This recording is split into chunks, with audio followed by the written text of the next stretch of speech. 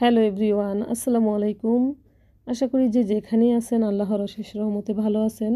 আলহামদুলিল্লাহ, আমরাও ভালো আছি। আজকে চলে আসছি আমি ফেসবুকে ভাইরাল একটি পায়েস বানানোর জন্য। এটা কাচের পায়েস বলা হয়। এটা তো ভাই আমি জীবনে কোনোদিনও খাই নাই বা আমি কাউকে এটা তৈরি করতেও দেখি নাই। আমি শুধু ফেসবুক আর ইউটিউবে এই জিনিসটা দেখে দেখে অস্থির হয়ে গেছি যে আমিও কবে তৈরি করব। তো শেষমেশ আজকে আমি একেবারে সিদ্ধান্ত নিয়েই নিছি যে আজকে আমি এটা বানাবই। তো আমি এখানে 100 গ্রামের মতো সাবুদানা নিয়ে আসছি। আর এই সাবুদানাটা প্রথমে আমি খুব সুন্দর করে ধুয়ে তারপর এটা আমি একটা ছাঁকনিতে ভালো করে পানিটা ঝরিয়ে নিয়েছি। ঝরিয়ে নিয়ে তারপরে আমি এই যে একটা বাটির মধ্যে এটা ঢেলে দিছি। ঢেলে দিয়ে এখন ভালো করে এটা আমি ময়ান করে নিব। তো এখানে আমি সামান্য পরিমাণে কিছু লবণ দিয়ে দিছি।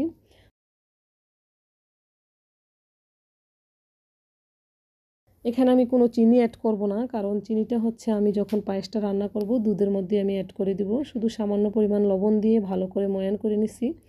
আর এটা একটু আমার, যেহেতু আমি ভালো করে কয়েকবার ধুইছিলাম সাবুদানাটা, এই জন্য একটু এই জন্য আমি এখানে কিছু গুঁড়া দুধ দিয়ে দিছি, কারণ গুঁড়া দুধে এটা টেস্টটাও ভালো আসবে।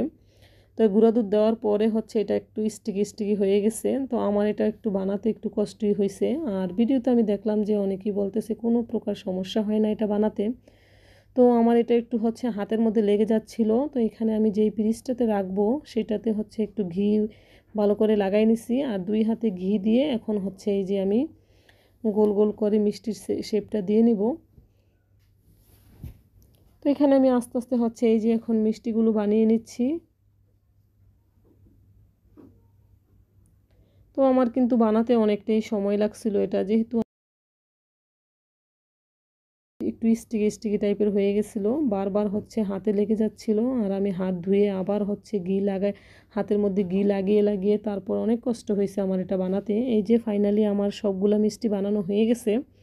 এখন আমি এই যে চুলায় আগে একটা প্যান, এই দুধগুলা গরম করতে বসাই দিছিলাম। তো দুধটা একটু বেশি ঘন করে আমি করব, এই জন্য আগের থেকেই আমি দুধটা চুলায় বসাই রাখছিলাম। আর এখানে আমি কিছু গরম মশলা দিয়ে দিছি। আর এখন আমি এই যে মিষ্টির শেপগুলা যে করে রাখছিলাম ওটা আমি দুধের মধ্যে দিয়ে দিব। আর তারপর